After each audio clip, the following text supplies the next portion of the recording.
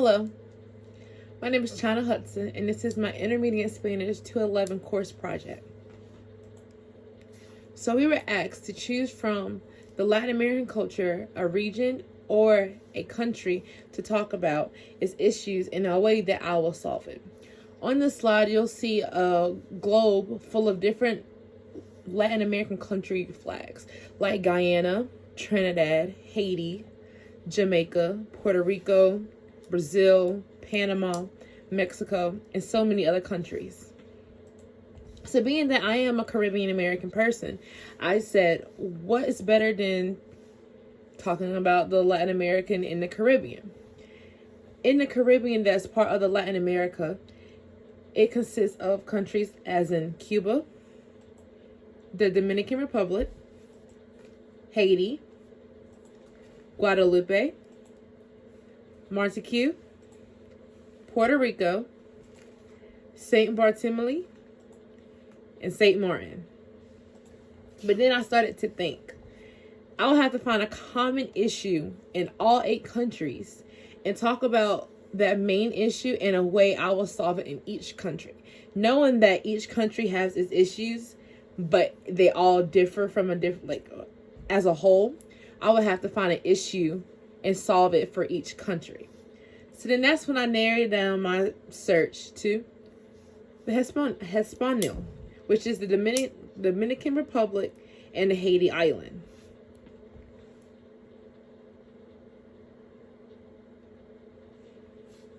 Even though Hispaniola is a one island, Dominican Republic and Haiti couldn't be more different. Haiti is one of the most poorest countries in the world.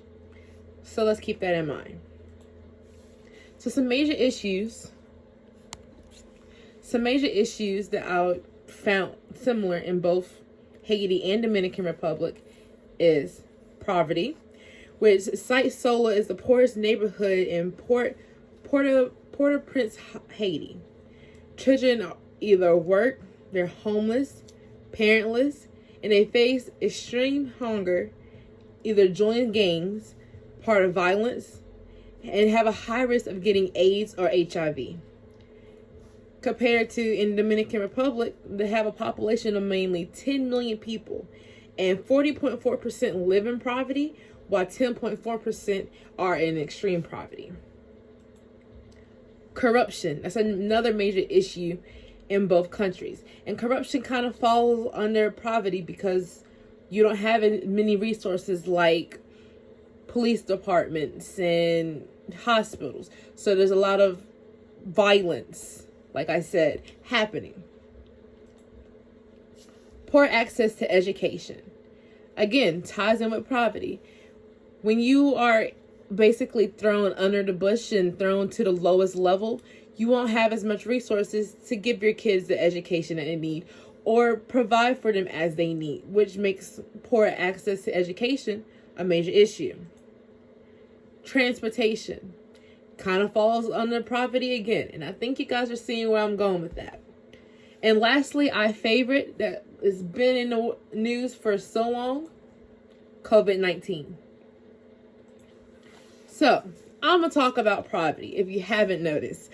80% of the population that lives in poverty, and you would think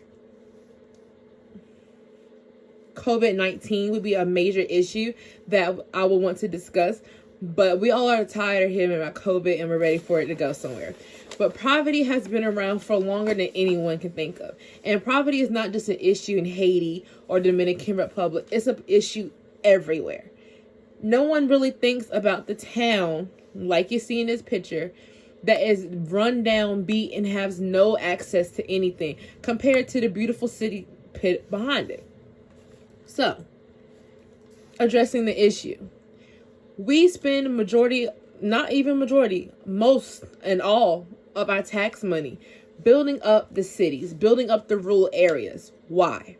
When we can be using that money to give to the people who need it the most.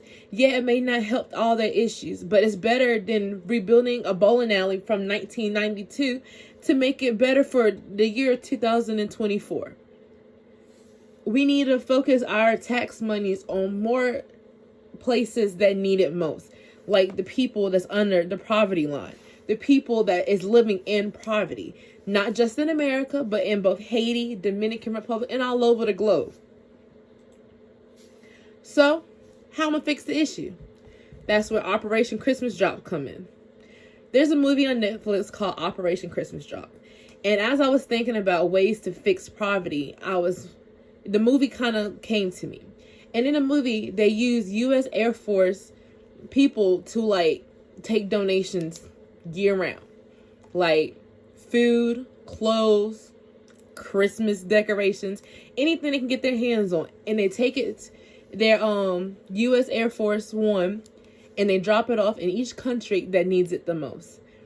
Operation Christmas Drop. It doesn't have to be around Christmas or Thanksgiving or any holiday at all. It could be random drops, and you will be providing for them more than you would ever think about, because you're taking things that we have and we can get easily, and you're providing it to people who doesn't have those resources, that transportation, the access to education, shots for the COVID-19 or anything, and you're helping them out. You're dropping off resources in the areas that have most poverty to help them restore their area and restore the community and helping them out. And these are my sources that I use to find all my information and present to you guys.